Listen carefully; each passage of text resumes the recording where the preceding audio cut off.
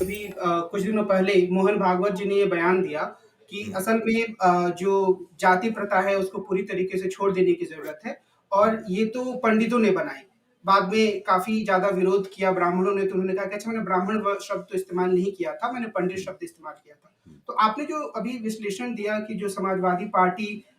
या राष्ट्रीय जनता दल और जनता दल यूनाइटेड जिस तरह की गोलबंदी करना चाह रहे हैं, हम्म, पिछड़ी जातियों की पहचान की और उसके बरक्स भाजपा की एक रणनीति है। लेकिन क्या जो एक आरएसएस जिस रूप में अपनी बात को प्रस्तुत करना चाह रहा है कि हम सचमुच जाति व्यवस्था के खिलाफ हैं, क्या आपको लगता है कि वो एक भरोसा पिछड़ी जातियों में पैदा कर पाएगा? मैं ऐसे इसलिए पूछ रहा हूँ क्योंकि मैं अपने आसपास के परिवेश में बहुत सारे आरएसएस के कार्यकर्ताओं को देखता हूँ, जो पिछड़ी जातियों से जुड़े हुए हैं, लेकिन उन्हें लगता है कि वो बहुत ज़्यादा भरोसा नहीं कर सकते हैं और आरएसएस मोटे तौर पर ब्राह्मणवादी संस्था ही है, लेकिन शायद उन्हें कुछ लाभ मिल जाए, पिछड़ी जातियों को कुछ लाभ मिल जाए, तो इससे जुड़े हुए हैं। तो अगर मैं इसको एक भरोसे के स्तर पर देखूँ, क्योंकि आपने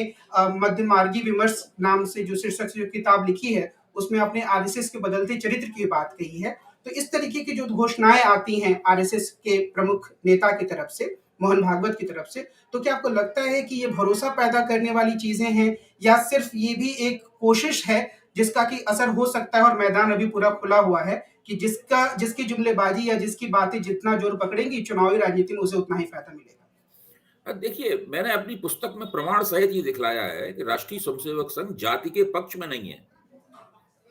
लेकिन वो जातियों के खिलाफ उस तरीके से संघर्ष नहीं करना चाहता जिस तरीके से डॉक्टर अंबेडकर करना चाहते थे या डॉक्टर लोहिया करना चाहते थे, या आप कहें कि जिस तरीके से विनायक दामोदर सावरकर या डॉक्टर बालकृष्ण मुंजे करना चाहते थे, या जिस तरह दयानंद सरस्वती करना चाहते थे। वो उस तरीके से जातियों के खिलाफ सामाजिक संघर्ष चलाने के पक्ष में नहीं है। राष्ट्रीय स्वयंसेवक संघ का मानना यह है कि हम हिंदू एकता ऊपर से स्थापित कर सकते हैं, यानी हिंदू एकता बना हम हिंदू एकता को ऊपरी स्तर पर बना सकते हैं। जब लोग हिंदू के तौर पे हमारे साथ कुछ मुद्दों पर या कुछ कार्यक्रमों पर या कुछ विषयों पर हमारे साथ आएंगे, उस वक्त उन्हें अपने अपने अपनी जातिगत का ख्याल नहीं करना हो, लेकिन बाकी अपने सामाजिक जीवन में, अपने पारिवारिक जीवन में, रोटी बेटे के विवाह में वो अपनी जातिगत अस्मिता के साथ में जीवित रह सकते हैं और उसको उसको उसको आगे बढ़ा सकते हैं।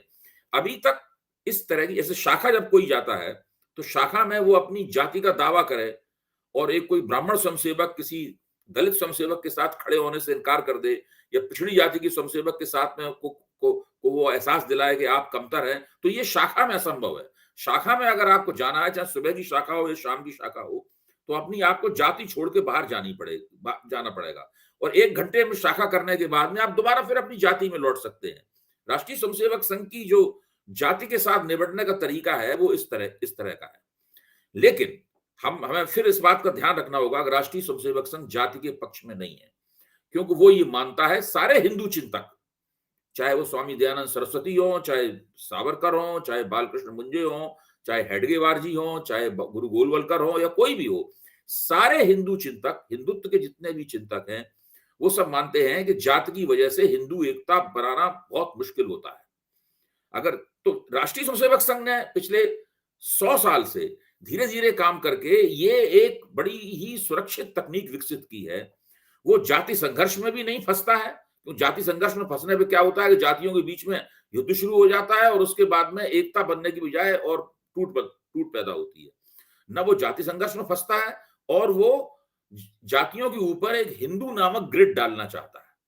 और हिंदू नामक ग्रिड के जरिए कुछ खास मुद्दों के ऊपर, खास तौर से राजनीतिक मसलों के ऊपर या खास तौर से मुसलमान विरोधी मसलों के ऊपर उनको एक हिंदू एकता में लपेटना चाहता है। पिछले 10-12 साल से उसे 10-12 साल से मैं कहूंगा 90 के दशक के बाद से उसको काफी 35 साल से मैं कहूंगा कि उसको काफी इस प्रकार की सफलता भी प्राप्त हुई है और आजकल वो सफलता अपने शिखर पर है। मोहन भागवत ने अपने वक्तव्य में जो कहा है, वो राष्ट्रीय स्वयंसेवक संघ का जो पारंपरिक रवैया है इस सवाल पर, उससे थोड़ा सा अलग तरह का है। जैसे राष्ट्रीय स्वयंसेवक संघ जाति के मसले को छेड़ता नहीं है, वो जाति के मसले पे कोई सार्वजनिक वक्तव्य नहीं देता है, क्योंकि वहां पर खतरा हमेशा रहता है कि जो कमजोर जातियां हैं, दलित जातियां हैं, और पिछड़ी जातियां हैं, वो ब्राह्मणवाद विरोध के मुहावरे को अपनाकर एक संघर्ष की और टकराव की बातचीत शुरू कर देंगे। संघ इसके खिलाफ है। संघ नहीं चाहता कि ऐसा कुछ हो।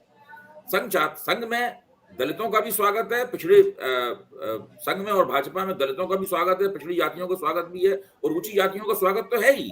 लेकिन जो पिछड़े और दलित जातियों के लोग संघ में जाते हैं, उनको ये इजाजत, और भाजपा में जाते हैं, उनको ये इजाजत नहीं है कि वहां पे समाजवादियों या मार्क्सवादियों की तरह वो ब्राह्मणवाद के खिलाफ एक मुहिम शुरू कर दें।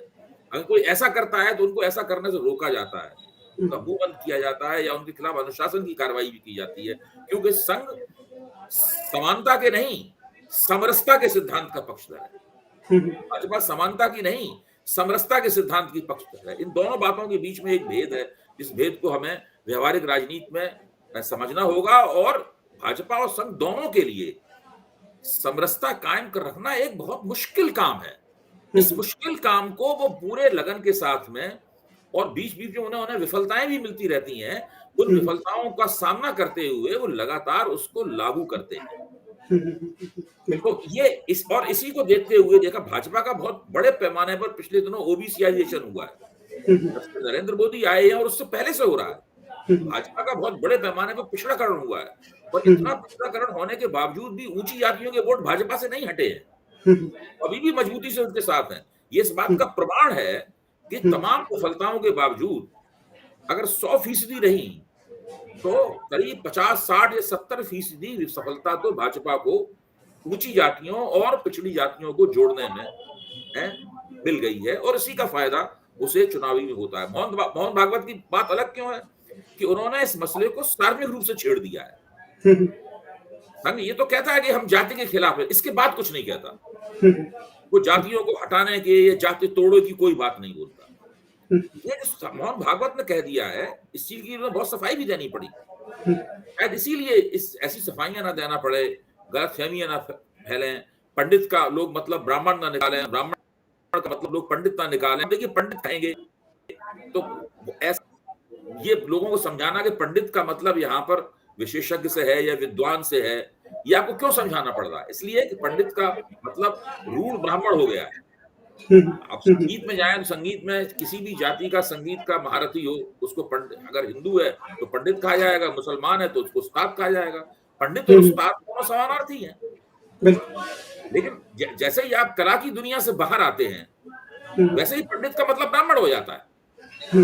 इसीलिए उसकी सफाई देनी पड़ती। इस तरह की सफाइयां न देना पड़े, इसीलिए राष्ट्रीय स्वयंसेवक संघ के नेताओं ने कभी जात के मसले को सार्वजनिक रूप से छेड़ा नहीं। ये मोहन भागवत ने पहली बार ऐसा किया है, वो सोच समझ के ही किया होगा। आगे दोबारा अगर वो इस चीज को दोहराते हैं तो बात समझ में आएगी कि भाई बार बार इस बात को कह रहे हैं, इसका मतलब जाति का जो सामाजिक अस्तित्व है, उस सामाजिक अस्तित्व से निपटने के लिए राष्ट्रीय स्वयंसेवक संघ ने अपनी नीति बदली है। अगर वो इस विवाद के बाद चुप रह जाते हैं और दोबारा इस जाति को सार्वजनिक रूप से नहीं छेड़ते हैं, तब फिर हम पाएंगे कि जो पहले राष्ट्रीय स्वयंसेवक संघ की परंपरा रही है जाति से चुप्पी साध कर जाति के ऊपर जात से निपटने की, उसका दोबारा पालन करने की तरफ वो चले गए।